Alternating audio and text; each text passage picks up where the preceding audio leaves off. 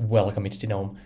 I'm making this video because I have been giving a little bit wrong information in the past videos that I've made, and the reason is that I didn't pay enough attention basically. So I've been showing you guys this chart, which is the Bitcoin held by funds, and in yesterday's video when we were looking at this chart here, the chart didn't look like this, and the reason is that there's actually a delay whenever they update this chart. So yesterday when I made the video, the date was only until 6th of February. And for that reason, because yesterday was 6th of March, I didn't pay enough attention. There was a 1 month lag here. So all in all, it seems that the funds have been accumulating much more Bitcoin. And then I went ahead and actually verified this using CryptoQuant.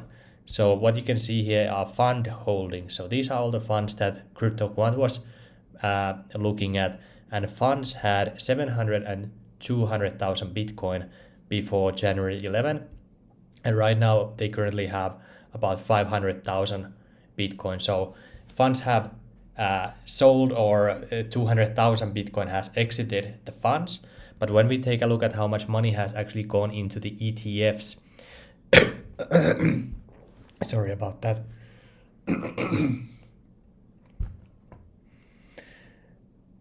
The amount of Bitcoin in the ETFs is currently, let's say, I saw the, here is the full number. So the number here is 376,000 Bitcoin. So even though the funds have sold 200,000 Bitcoin, ETFs have actually had inflows of 376,000 Bitcoin. So that's almost a 200,000 Bitcoin increase into the ETFs, into the institutional investors.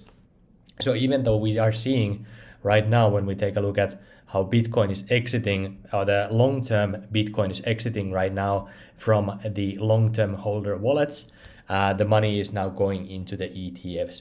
And this is very important because when we just take a look at this chart here, what we can basically see is when the long-term holders start selling Bitcoin, and during this cycle, we really haven't seen any selling at all from the long-term holders until just recently, after $40,000 mark of Bitcoin.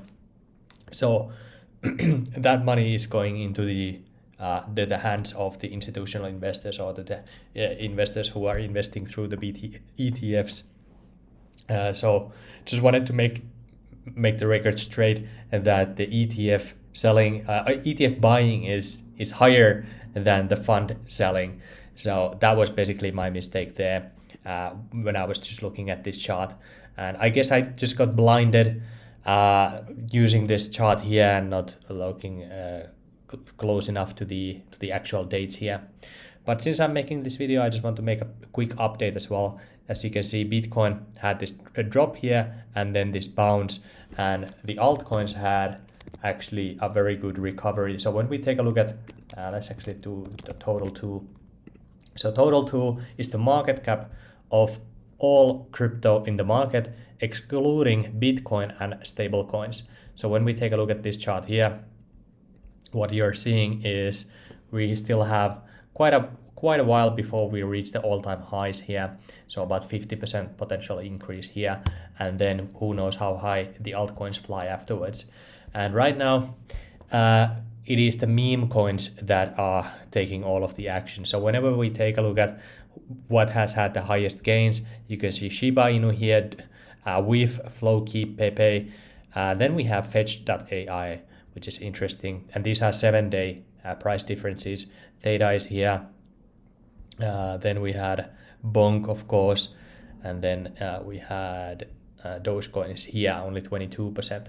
So Dogecoin right now is in a correction here. So I'm pretty happy I actually took some of the money out of the Dogecoin. I put it into USDC, Bitcoin, as well as Polygon Matic. I put it in those assets. But I still have 2/3 of my Doge left, so I'm not selling everything. I'm just taking a little bit profits off the table and reallocating them after Doge had 100% move to the upside. So that's just a small update on what's happening in the market. And going forward, I do believe that memes are going to be the target for a lot of these retail investors, like I said in my previous video. So if you guys have any ideas what would be good meme metrics, I will be very curious to take a look at those. So if you have ideas for how to basically predict what meme coins will pop up, I will be very happy to know. And also, if you actually want to launch a meme coin, I would be quite interested to launch a meme coin on Polygon network, because Polygon network doesn't have meme coins, or at least I haven't seen any major meme coins on Polygon. So there's a huge market there. So if somebody has an idea, I do have some ideas for the names and so on, but if anybody wants to do that, please contact me as well. Anyway, that's it for this update, just to basically say that I was wrong about the institutional investors.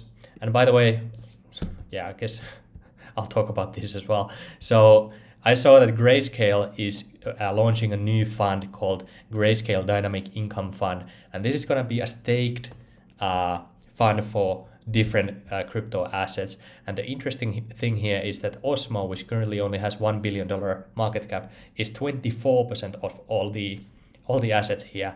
The other ones are going to be Atom and Say was there, and some other ones. I think Injective wasn't here. Solana is number 2, DOT is here, and the other ones are just smaller allocations, but they have 43% of those. But Osmo was quite interesting, so I bought a little bit of Osmo as a result when this broke out and somebody told me about this. But Osmo already had a 600% increase from the bottom, so that's why I'm a little bit skeptical how high it can go. And it is just a blockchain that is only running a decentralized exchange. But because Osmo is the biggest like a app chain on the Cosmos SDK, Osmo is used in a lot of liquidity pools as a base currency with Atom. So this is quite interesting that it was here. Just something to point out that I'm looking at. But anyway, that's it for this video. Thanks for watching, and I'll see you on the next one. Bye bye.